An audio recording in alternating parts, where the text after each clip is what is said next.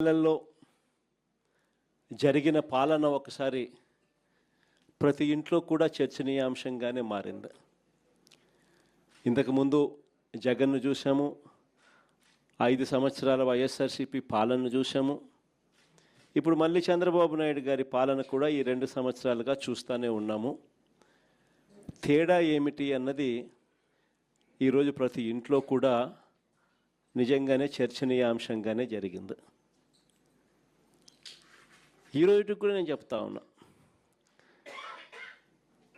మన 5 సంవత్సరాల పాలనలో గర్వంగా కూడా నేను చెప్పగలుగుతా, ఎప్పుడూ కూడా చూడని విధంగా, ఎప్పుడూ జరగని విధంగా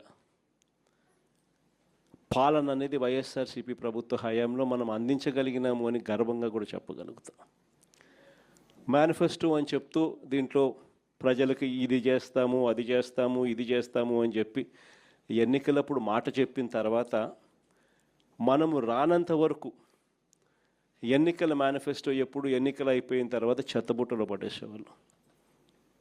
అట్లాంటిది మొట్టమొదటిసారిగా ఎన్నికలప్పుడు మేనిఫెస్టో అంటూ ఒక మాట ఇస్తే ఆ మాట మీద నిలబడాలని, ఆ మేనిఫెస్టోను ఒక భగవద్గీత గాను, ఒక బైబిల్ గాను, ఒక ఖురాన్ గాను భావించి ఇంప్లిమెంట్ చేసి 99% హామీలను అమలు చేసిన పార్టీ ఏదైనా ఈ రాష్ట్రంలో కానీ దేశంలో కానీ ఎక్కడైనా ఉంది అని అంటే అది ఒక వైఎస్ఆర్సీపీ పార్టీ ఏనే అని చెప్పి గర్వంగా కూడా చెప్పగలుగుతాం.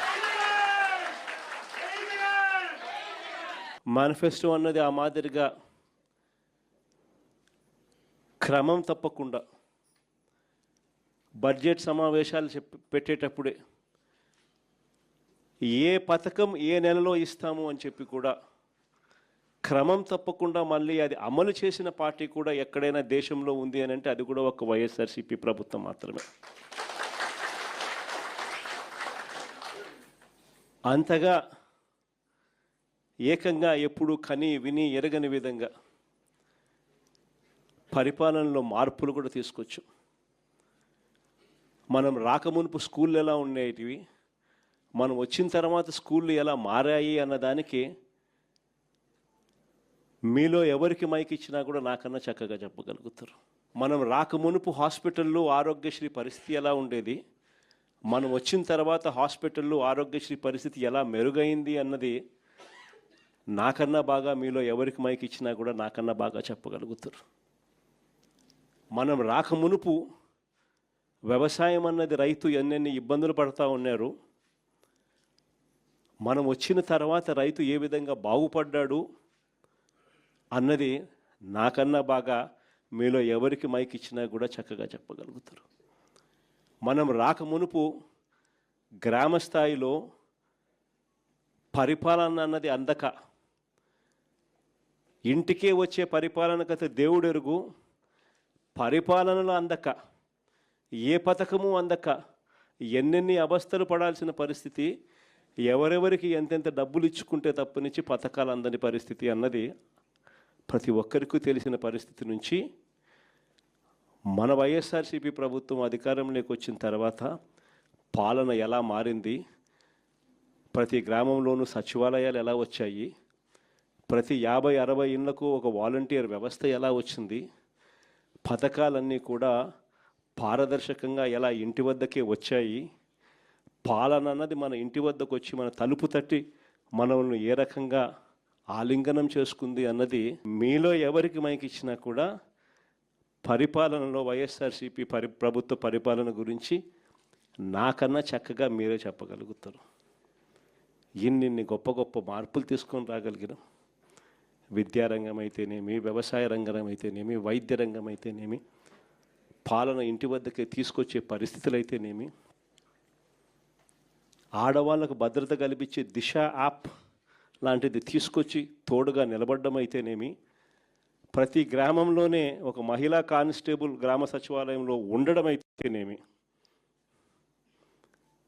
ఆడవాళ్ళకు భద్రత అయితేనేమి, చివరికి మన గిరిజన ప్రాంతాల అభివృద్ధి అయితేనేమి, ఎప్పుడు చూడని విధంగా గిరిజన ప్రాంతాలకు సంబంధించి కూడా అభివృద్ధి కూడా అదే మాదిరిగా జరిగింది. 3,22,538 ఎకరాలు ROFR DKT భూములు మన హయాంలో పంపిణీ చేశాం. 20,000 మందికి 80,000 ఎకరాలు ROFR పట్టాలు DKT పట్టాలు కూడా పంపిణీ జరిగింది. రాష్ట్రంలో ఎప్పుడు జరగని విధంగా 17 మెడికల్ కాలేజీలు కన్సీవ్ చేస్తే ఒక్క మన ప్రాంతంలోనే పాడేరులో, పార్వతీపురంలో, ఏజెన్సీ ప్రాంతానికి ముఖద్వారమైన నర్సీపట్నంలో 3 మెడికల్ కాలేజీలు కేవలం మన ట్రైబల్ ప్రాంతాల్లో మన ప్రజలకు మంచి జరగాలని చెప్పి ఆరాటంతో తీసుకురావడం జరిగింది.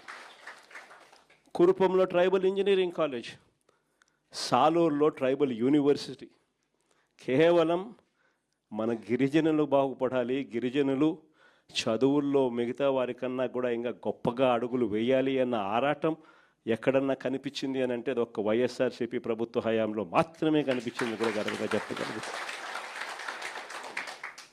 ఎప్పుడు చూడని విధంగా ITDA పరిధిలో మల్టీ స్పెషాలిటీ హాస్పిటల్స్ సీతంపేట అయితేనేమి, పార్వతీపురం అయితేనేమి, రొంపచోడవరం అయితేనేమి, బుట్టాయిగూడెం అయితేనేమి, దోర్నాల్లో అయితేనేమి 5 మల్టీ స్పెషాలిటీ హాస్పిటళ్ళు ITDA పరిధిలో కూడా శ్రీకారం చుట్టడము, వేగంగా పనులు జరిగించడము జరిగాయి అని అంటే అది ఒక్క వైఎస్ఆర్సీపీ ప్రభుత్వ హయాంలోనే అని గర్వంగా చెప్పగలుగుతాం. నిజంగా ఇవన్నీ కూడా ఒక తపన, ఒక తాపత్రయం. మనుషుల జీవితాలలో వెలుగులు చూడాలి, ప్రాంతాలు బాగుపడాలి, చనిపోయిన తర్వాత కూడా ప్రతి ఇంట్లో నా ఫోటో ఉండాలి అని తపన, తాపత్రయంతో అడుగులు పెట్టాం.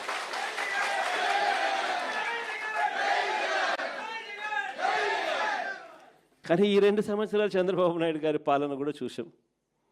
ఎన్నికలకు ముందు వీళ్ళేమన్నారు? ఎన్నికలకు ముందు జగన్ ఇచ్చేటివే కాదు, జగన్ కన్నా ఎక్కువ సూపర్ 6లు, సూపర్ 7లు అన్నారు. ప్రతి ఇంటికి బాండ్లు పంచారు. ఆ బాండ్ల మీద పవన్ కళ్యాణ్ ఫోటో, చంద్రబాబు నాయుడు గారి ఫోటో, మళ్ళీ వాళ్ళిద్దరు సంతకాలతో పాటు రావడము, మీ ఇంట్లో ఇంతమంది ఆడవాళ్ళు ఉన్నారా, 18 సంవత్సరాలు నిండిన వాళ్ళు ఉన్నారా, అటైతే మీకు నెల మీకు 1,500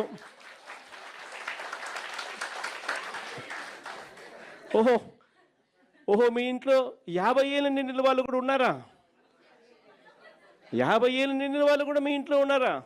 అయితే మీకు 48,000, మీకు 48,000, మీకు 48,000, నెల మీకు 4,000.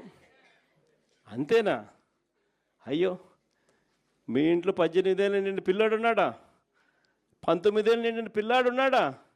20 ఏళ్ళు నిండిన పిల్లాడు ఉన్నాడా? ఉంటే నీకు 36,000, నీకు 36,000, నీకు 36,000. అంతటితో ఆగదు. మీకు ROFR పట్టాలు ఉన్నాయా? మీరు రైతులా? అయితే నీకు 26,000, నీకు 26,000, నీకు 26,000. ఇలా మనం ఏమన్నా చేసేదానికన్నా కూడా 3 ఎక్కువ.